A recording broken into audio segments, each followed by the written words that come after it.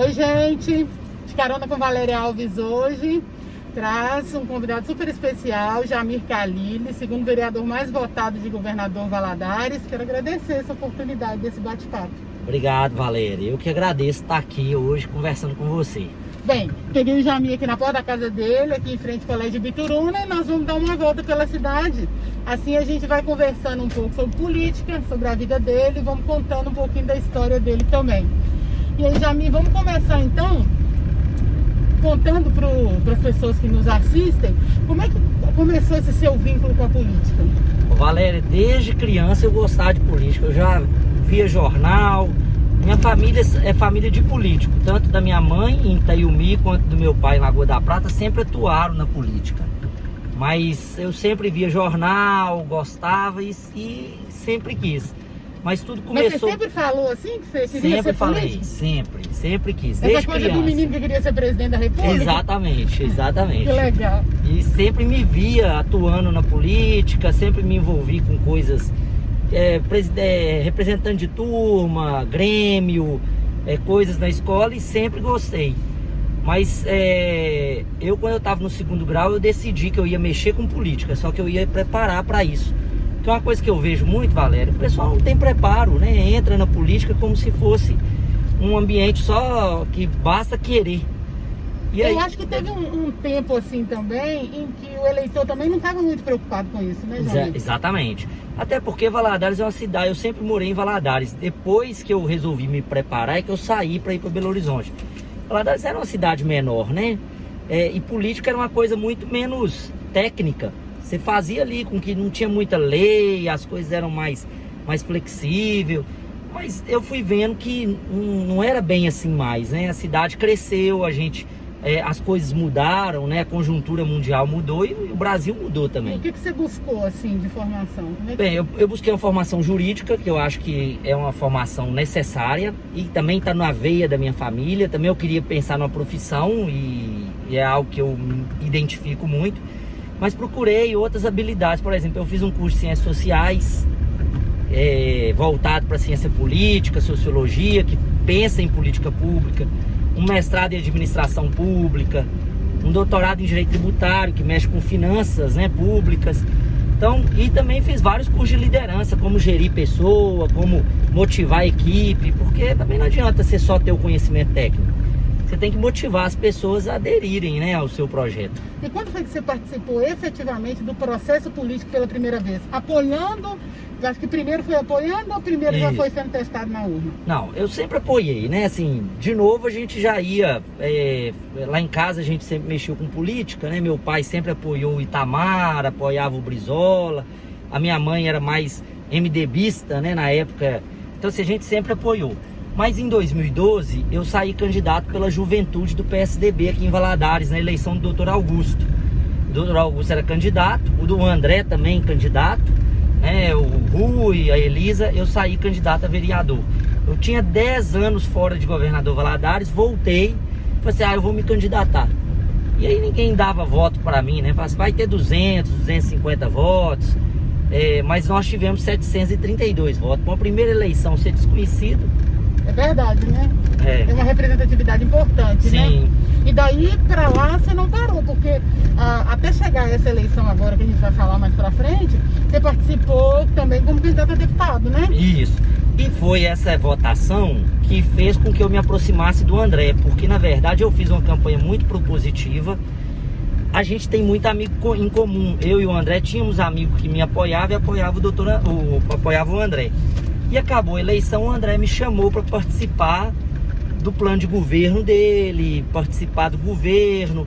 Nisso nós elegemos o Ale, que ficou em terceiro lugar, agora, mas na época ele teve 1.500 votos. Que agora ele está indo para o segundo mandato, Está indo para o segundo mandato. Nós elegemos o Caio Narso, deputado federal, também em 2014. Foi em 2014 nós fizemos a campanha do Caio Narso aqui em Valadares. Nesse período assim foi também que a gente viu a juventude bem envolvida, né? Isso, e aí a gente emergiu a juventude do PSDB, mas também vieram outras juventudes. Veio a juventude do PDT, a juventude do PT também, isso tudo veio e transbordou isso, né? E hoje nós temos aí 3 mais bem votados, são quem? frutos dessa juventude, né? Agora, conta pra mim como é que foi a decisão de participar da prefeitura, porque você foi secretário, né? Isso. Da administração do André. Aí o André me chamou para participar do plano de governo, nós ganhamos a eleição, Valéria.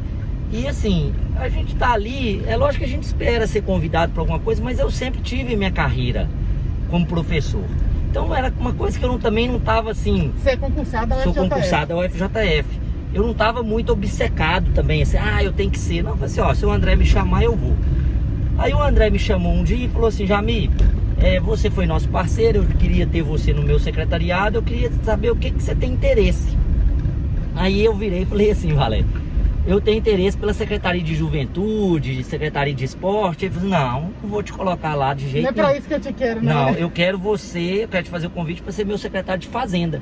Para mim, a Secretaria de Fazenda era tão importante, Valéria, que eu não tinha coragem nem de pedir ela, né? Porque isso é o braço direito do prefeito. Porque você mexe com dinheiro. Tô conversando, não é pra mim ainda, né? E aí o André me fez esse convite, eu fiquei assim um pouco receioso, mas você topei. Tinha quantos anos? Hoje eu tô com 38, eu tinha 34 anos.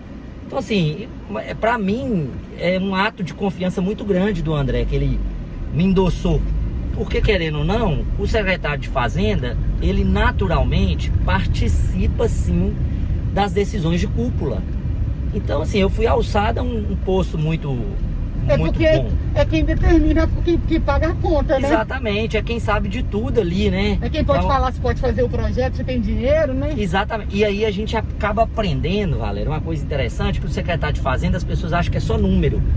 Mas você aprende de tudo, porque você conversa com o secretário de Assistência Social, você conversa com o secretário de Esporte, você conversa com o de Obras, e você precisa entender, pelo menos de alguma forma superficial, como que essa política funciona. Só para localizar quem está nos assistindo, nós estamos entrando aqui na ilha, que é o bairro onde o Jamil passou a maior parte da vida dele aqui em Valadares. Daqui a pouco a gente vai contar essa história. Mas aí, ainda falando da secretaria... E aí lá na secretaria eu estabeleci alguns protocolos que não existiam, né? Fluxo de caixa, plano de contas, estabelecemos prioridades. E aí a minha aproximação com o André foi muito boa, e aí que surgiu a oportunidade de eu sair candidato a deputado. Que aí eu falei assim, não, agora eu tenho uma envergadura política para tentar, né, fazer essa representatividade. Porque acaba que na Secretaria de Fazenda também você tem uma oportunidade de uma articulação que vai além do município, né? Sim, e acabou que como eu estava sempre no gabinete, né, para poder tomar decisões, eu acabava participando de tudo, né? E você vai conhecendo muita gente, muitas outras lideranças locais, e isso foi fomentando, né, essa possibilidade de lançar essa candidatura a deputado. Como é que foi essa experiência? Valéria, foi ótima, nós saímos muito bem votados. Mais uma vez as pessoas não davam que a gente ia ganhar voto da forma como a gente ganhou. Nós fizemos muitas conexões fora de Governador Valadares. Por exemplo, eu fui o segundo mais bem votado em Lagoa da Prata, que é no Oeste Mineiro. Eu fui o primeiro mais bem votado em Itaiumi. Eu tive mais de 500 votos em Caratinga. E isso mostrou o impulso dessa juventude, né? Dessa juventude mais técnica, mais aguerrida na política. E foi assim uma experiência que me alçou até tomar essa decisão de sair vereador. Falou assim, eu e o Alê, né, tomamos uma decisão que a gente tinha espaço para os dois serem eleitos e fazer uma representatividade forte. Pois é, teve um momento que eu acho que as pessoas se perguntaram, né?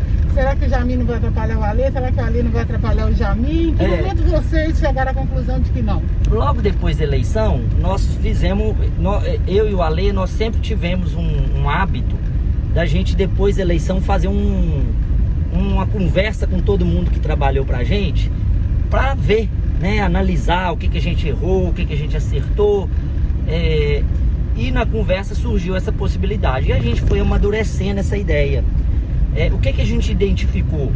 Porque as pessoas, eu sei que elas veem que a gente é muito amigo, a gente fala pro mesmo público, Valéria, mas é isso que as pessoas veem na rede social, ou vê a gente num barzinho, mas elas não veem aquela parte mais profunda, né? As conexões que a gente fez. E a gente colocou no papel e viu que o Alê falava para um público e eu falava para outro público. E que esse público que eu falava, se eu não fosse candidato, não votaria no Alê. E o público do Alê não necessariamente votaria em mim, que é a causa animal, que é uma juventude que é mais festiva, que é mais conectada. Engajada com a causa. É, engajada com a causa. E eu tava falando mais com o empresário, com o servidor público, tava falando mais com a juventude empreendedora. E isso fez com que a gente analisasse e apostasse nas duas. E nós demos certo. Nós estamos dando uma volta na ilha, tá, gente? Só pra vocês saberem que daqui a pouco a gente vai chegar lá perto da casa onde o Jamir morou. Isso. E tanto é que essa aposta foi acertada, Valéria, que o Ale subiu a votação, 500 votos, e eu tive uma votação muito expressiva, 2.288 votos. Pois é. Que às vezes as pessoas por fora falam assim, ia dividir, mas a gente sabia que a gente estava multiplicando. E foi o que aconteceu mesmo, aconteceu, né? E como é que você recebeu essa votação? Quer dizer, você vinha numa crescente também, né? Quando a gente está na política, né, assim, a gente está na rua, a gente sentia que a campanha estava sendo muito bem aceita. É lógico que a gente prever uma votação é muito difícil. Mas ainda mais para vereador. Ainda mais para vereador, e também o voto trai, né? Tem uma dificuldade do voto chegar na urna, porque às vezes a pessoa vai votar em você, mas viaja. São muitos candidatos. É uma eleição ingrata, né? É uma eleição, sim. As eleições são... Mas eu falo o seguinte, eu não vejo os votos que eu perdi, eu vejo os votos que eu ganhei. Isso que eu foco. E quando o resultado veio, a gente ficou extremamente satisfeito. A gente imaginava, Valéria, em algum momento, pelo volume da campanha e pelos apoiadores, que a gente ia chegar a uma votação expressiva. Que a gente ia ter um volume de votos muito expressivos. Mas nunca que a gente imaginava que a gente ia ser o segundo mais bem votado. A gente até sonhava, vamos ser o primeiro, vamos ser o segundo, e a gente para motivar a equipe. Mas a gente imaginava que outros adversários, assim no sentido político, né, não inimigos, também iam repetir votações. Hoje teve gente que teve 2.800 votos, que teve menos de 1.500 votos nessa eleição. Então assim, ao mesmo tempo que a gente ampliou, os outros desidrataram e a gente ficou numa posição muito... de uma liderança muito ostensiva, né? Porque nós somos o segundo mais bem votado, com o terceiro mais bem votado também na parceria, né? Perdemos para uma liderança muito forte, que é o Enes, né? Que é um líder na área da saúde. Que também vem nessa crescente, que né? Vem nessa crescente, sim, fazendo um trabalho bom, né? Importante para a cidade. Jamir, eu acho que o seu eleitor, pelo que eu acompanhei durante a campanha, ele votou muito em você na expectativa de ter de elevar o nível da Câmara Municipal. Como é que você acha que é possível fazer isso? Olha, Valéria, eu acho que é o seguinte, eu acho que, até falar de forma bem breve, né? O contágio social é muito importante, né? Quando a gente chega e as outras pessoas que estão do nosso lado, a gente começa a falar um linguajar melhor, né? Mais positivo, as outras pessoas tendem a seguir. Então acredito que assim, a gente vai ter um debate mais profundo sobre algumas pautas que estão de alguma forma esquecidas na Câmara. Uma, por exemplo, é a questão da própria Câmara. Será que o gasto dela, a gente tem que esmiuçar esse gasto para ver se não tem, na verdade, se a própria Câmara não está mantendo a Câmara, se não está assim, aquele negócio, né, se o carrapato não está maior que o boi, porque é um gasto muito grande e a gente precisa analisar esse volume de recursos, a questão do plano diretor. Então assim, eu espero fazer um debate com a população, mas também com os meus colegas, porque eu acredito que eles também têm essa vontade, mas muitas vezes, como não tem uma liderança para comunicar isso, fica perdido. E eu quero comunicar isso, eu não tenho pretensão de ser o melhor, eu tenho pretensão de fazer um trabalho com eles melhor do que a gente tem. Agora, o eleitor, eu acho que quando ele vai votar no vereador, e eu acho que o eleitor brasileiro ainda tem muito a evoluir, né, na decisão e na escolha do voto, tem muito essa coisa, eu acho aquele cara legal, eu vou votar nele, ou ele é meu parente, ou eu conheço, essa coisa assim, né? A gente precisa pensar um pouco mais do ponto de vista do benefício coletivo, né? Quando a gente vai escolher uma liderança política. Mas as pessoas ainda pensam muito no vereador como o cara que vai tampar o buraco, né? O cara que vai calçar a rua dele. E para além do que a gente sabe que o vereador precisa fiscalizar, qual que você acha que deve ser o papel real dessa pessoa política, né? Valéria, eu acho importante também essa parte do vereador falar onde está o buraco, onde tem que calçar a rua, porque ele é um representante da comunidade ali dele, né? E o eleitor dele é o canal mais perto. Eu não acho que seja um papel ruim, não. Eu só me preocupo quando esse é o único papel, né? Quando ele vira um despachante de resoluções individuais. Ah, o buraco da porta da minha casa tá assim e ele só fica nisso. Eu acho que o vereador, o que eu tenho falado muito? Ele é um cargo super importante, que ao longo dos 30 anos ele foi diminuído, ele foi rebaixado para um cargo que as pessoas riem, né, de chacota, de brincadeira, mas ele é muito importante porque ele é a conexão com os problemas reais das pessoas. O município tem uma vantagem sobre o Estado e sobre a União. É o nosso dia a dia. Você sai aqui de casa, é buraco, é a saúde, é a educação primária, é aquilo que você precisa resolver coletivamente. Então eu acho que o vereador também precisa encampar uma análise da política pública. Esse negócio de falar que o prefeito é responsável pelo hospital funcionar e só ele é responsável, eu não concordo. O prefeito, o vereador também é responsável por cobrar métricas, né? Quantos atendimentos? Estudar isso. Então acho que ele é um formulador de políticas públicas, sim. Eu não acho que ele é só fiscalizar e ficar ali paradinho, não. Ele tem que ir na política pública. Vou interromper um pouquinho a política, a gente fala um pouquinho da sua vida. Como é o nome dessa rua? Essa aqui é a Suaçuí. E você morava aqui quando era criança? E sempre morei aqui, né? Minha mãe mora aqui ainda, meu irmão mora aqui. É atrás do Colégio Lourdinas. A rua nem era calçada quando a gente veio morar aqui, né? A ilha ainda não era um bairro. Nós viemos morar, minha mãe veio morar em 81, eu nasci em 82. Em 79 eles mudaram para a rua 40, salvo engano, agora eu não tô lembrando. Mas em 81, 80, 81, eles vieram morar aqui na rua Suaçuí. E eu a vida toda morei aqui. Eu tenho 3 anos que eu moro no centro da cidade. E foi depois que você casou? Foi depois que eu casei, porque a minha esposa trabalha no centro, eu trabalho no centro e a gente, por uma questão de conveniência, praticidade, nós optamos por morar no centro. Mas tem um vínculo emocional com a ilha, né? Ah, nós temos, eu frequentava o Garfo, né? Fazia natação com o Agemiro, quem é do Garfo das antigas conhece o Agemiro, né? Faleceu já, mas frequentava, né? Minha designação religiosa, né? Eu sou espírita, é aqui na ilha. Estudei no NACLE, né? Nós estamos até passando aqui pertinho do NACLE. Estudei no Lourdinas. Andava de bicicleta, era na ilha, né? Brincava de esconde-esconde na ilha.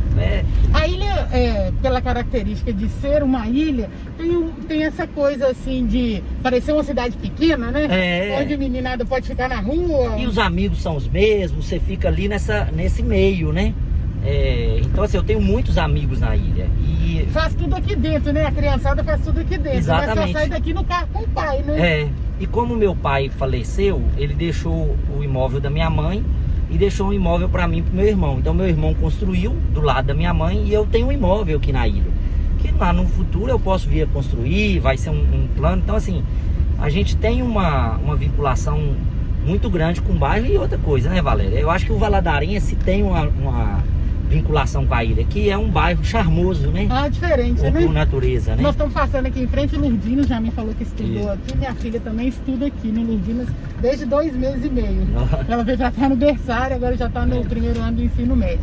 Mas, continuando, Jamil, seu pai morreu, deixou você cedo, né? Infelizmente. Seu pai era promotor? Meu pai era promotor. Meu pai, ele faleceu com 74 anos.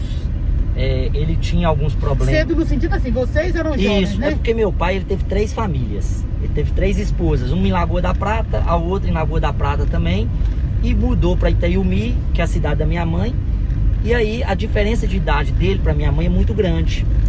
Então minha mãe teve eu e meu irmão. Eu sou o último, eu nasci por último. A rapinha do Tacho. E ele morreu 6 meses antes de eu me formar em Direito. Que era o sonho dele, todos os filhos formassem em Direito. Em 2006. O Jefinho também formou em Direito. E aí nós, assim, eu tenho muita saudade dele, obviamente, né? Mas o meu pai, ele podia ter vivido um pouco mais, mas era uma pessoa que não se tratava muito, sabe? Assim, não preciso de psicólogo, não preciso de médico. Acho que naquela época também era mais difícil, era geral, assim, geral, né? com certeza. As pessoas nem iam ao médico, exatamente, né? Só quando estava muito doente, né?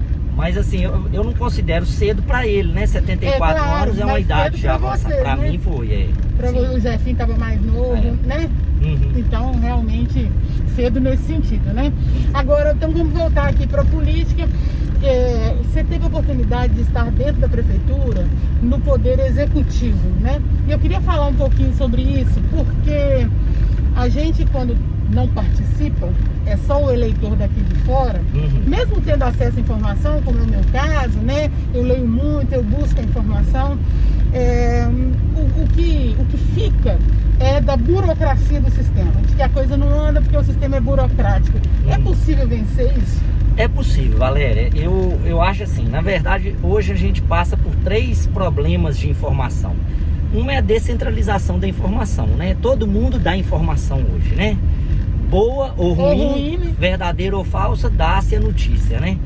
Outro que a vida ficou mais complexa, né? A gente tem muito mais opções e isso necessariamente leva a gente a ter dificuldade de acessar essas informações.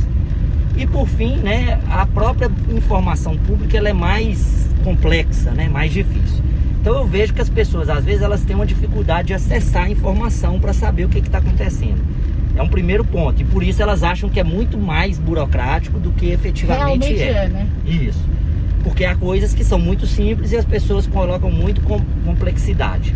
Agora, por outro lado, o que acontece? Nós temos na gestão pública como melhorar? A tecnologia vai ajudar muito, em vários sentidos. A gente precisa colocar tecnologia para quê?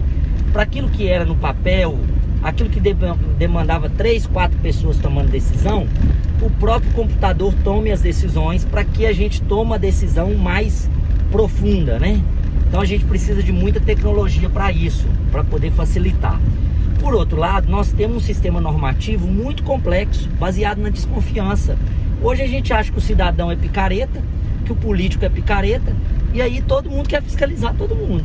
E a segurança, né, o controle é inversamente proporcional à simplificação. Nós estamos passando aqui em frente ao Garfo, aqui na Avenida Rio Doce, na ilha, que Jamil já comentou, né, que frequentava muito quando era criança. Então assim, quanto mais a gente desconfia, mais a gente tem que ter controle, então mais complexo tem que ser. Agora eu acredito que tem como sim simplificar, tem como dar agilidade para muitas coisas, mas quando a gente der agilidade para um tanto de coisa, vão vir outras que a gente vai precisar resolver também. Então, sempre que a gente simplifica um tanto de coisa, outras vão se complexificando. É natural isso.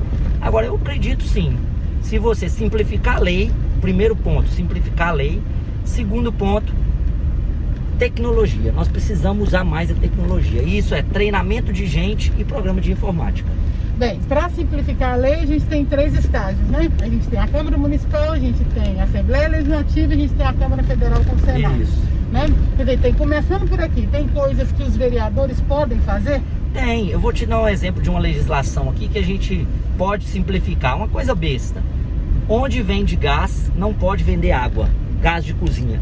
Por que esse água para fogo? Não tem alguma relação? Não, porque não tem. Devia, né? Era uma lei de 1994, porque alguém cismou que gás e água mineral não podiam ser vendidos no mesmo lugar, é proibido. E a gente vê o quê? Onde vende gás, aí vende água.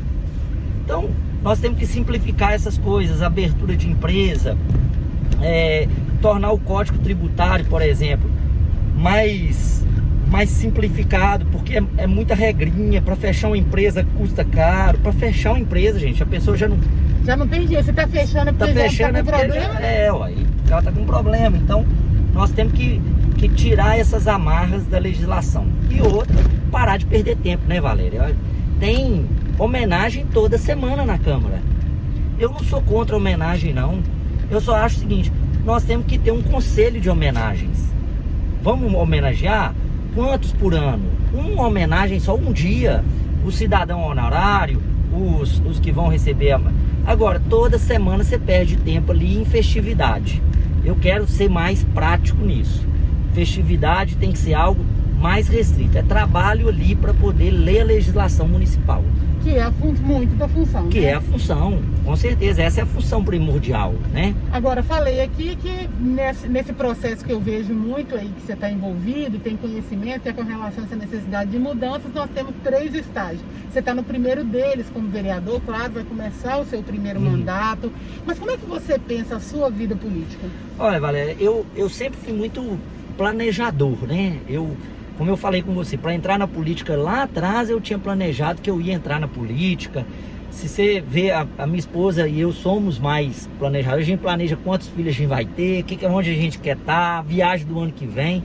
Então, assim, é uma característica minha, né? E eu planejo, sim, eu vejo o seguinte, há dois caminhos aqui para a gente crescer, né? Um é assumir um legislativo ou estadual ou federal, que eu tenho interesse. E mais pra frente, sem colocar o boi, né, atrás do carro, né, sem colocar o carro na frente dos bois, a prefeitura é um caminho pra gente disputar, né? A gente tem projeto, a gente tem um plano para a cidade, uma visão, né? Eu falo sempre que não é um sonho. Sonho é algo que você apaga o olho e dorme e sonha, mas eu tenho uma visão para Governador Valadares. Uma cidade moderna, uma cidade média ainda, não é uma cidade grande, mas que a gente possa ter acesso a que todas as outras pessoas em todos os outros lugares tendo uma vida mais tranquila, né? Mas eu vejo o Governador Valadares de um futuro voltado para a universidade, voltado para conhecimento tecnológico, voltado para o comércio mesmo, como a gente já tem, mas algo mais arrojado. E você se vê participando disso a longo prazo?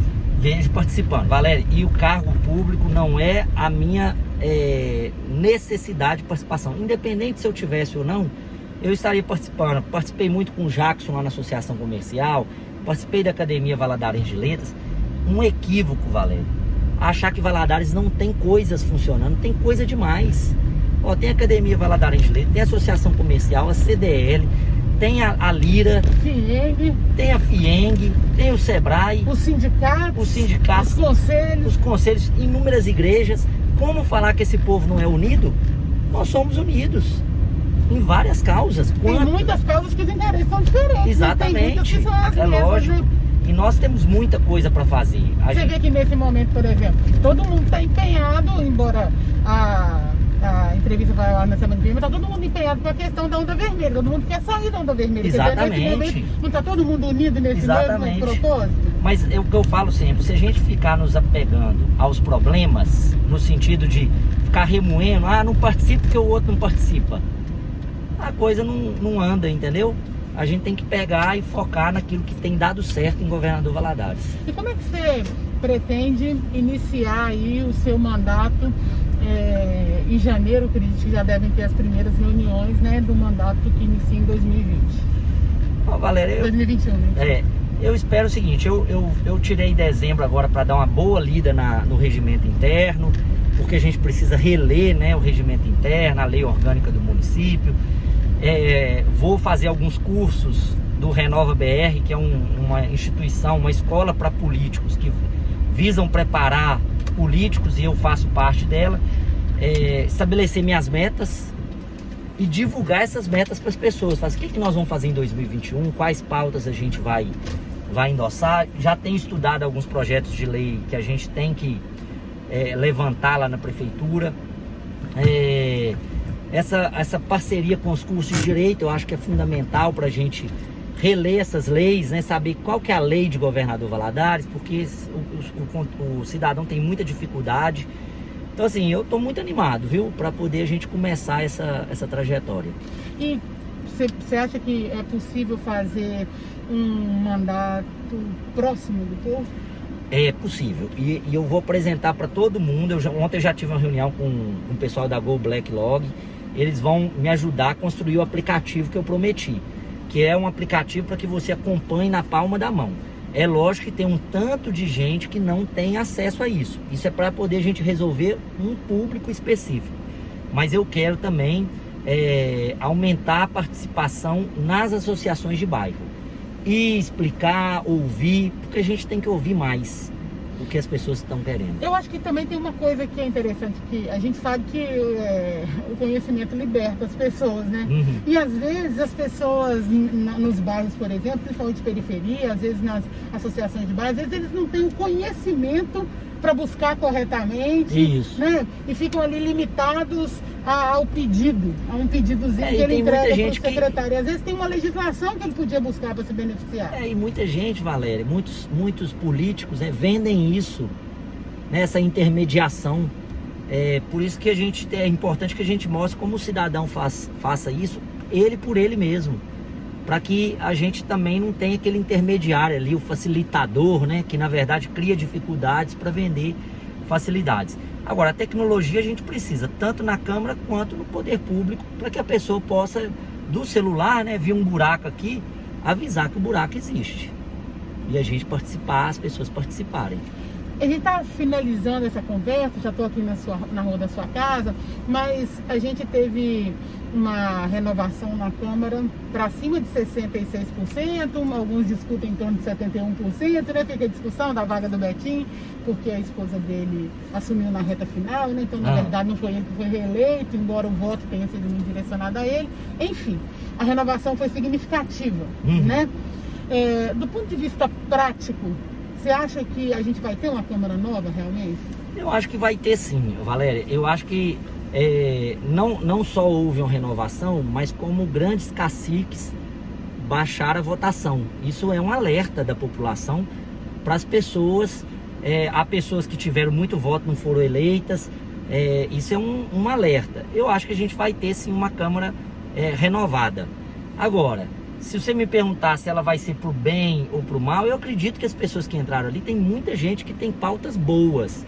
O João Bosco, a Gilza do PT tem uma pauta feminista importantíssima, eu tenho uma pauta importante, o Enes tem, o Alê tem, o próprio Paulinho, né, que já é reeleição, mas tem muita coisa para entregar para governador Valadares, entre outros, né? Eu tô citando aqui os que vieram na minha cabeça.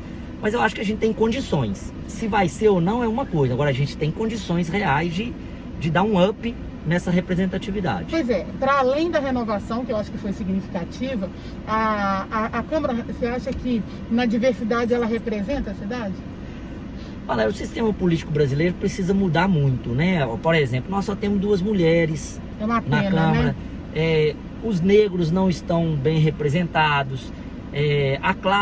As várias classes que a gente tem ainda não estão ali. O nosso sistema político ele não favorece tanto se você não for organizado.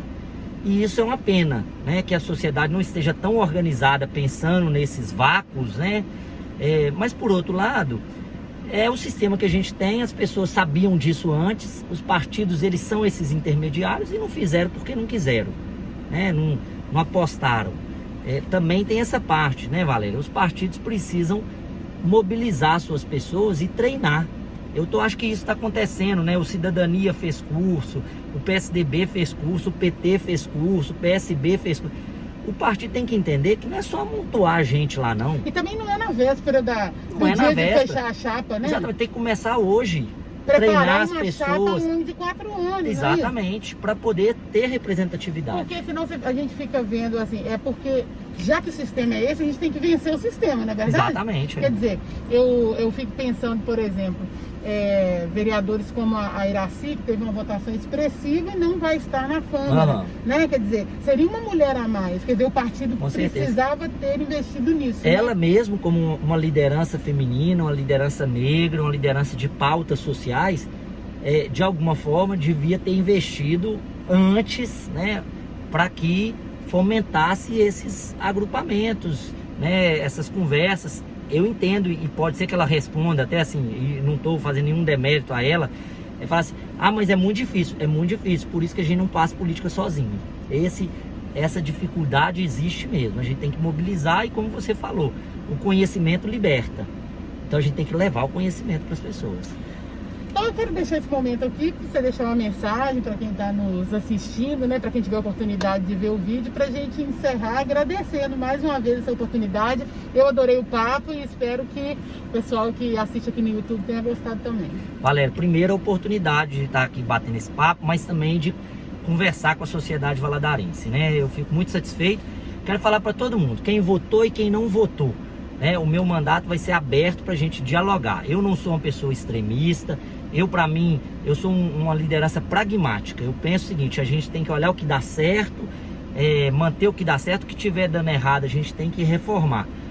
Então, todo mundo que quiser conversar, dialogar, sugerir, eu estou aberto para a gente poder fazer esse grande encontro. Eu continuo apoiando a associação comercial, a CDL, o Sebrae, as universidades, mas eu quero ampliar essa minha atuação em prol de Governador Valadares, para que se a gente crescer um pouquinho mais, né, desenvolver um pouquinho mais, eu vou estar satisfeito.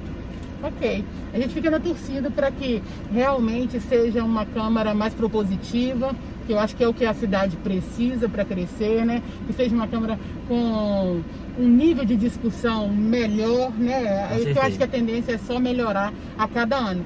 Eu quero ter a oportunidade de conversar com os eleitos aqui ao longo desse período aqui para frente, mas já te desejo boa sorte e agradeço a oportunidade. Obrigado, Valéria, valeu demais, viu? Gente, então o Áudio de Carona com a Valéria Alves hoje está terminando aqui, mas daqui a pouco tem outro convidado aí, nós vamos continuar conversando com os vereadores eleitos. Aproveito para poder te convidar para curtir aí o canal, para ligar o sininho para quando tiver um vídeo novo você ficar sabendo e me seguir nas redes sociais, Valéria Alves Jó. Grande abraço, beijo grande.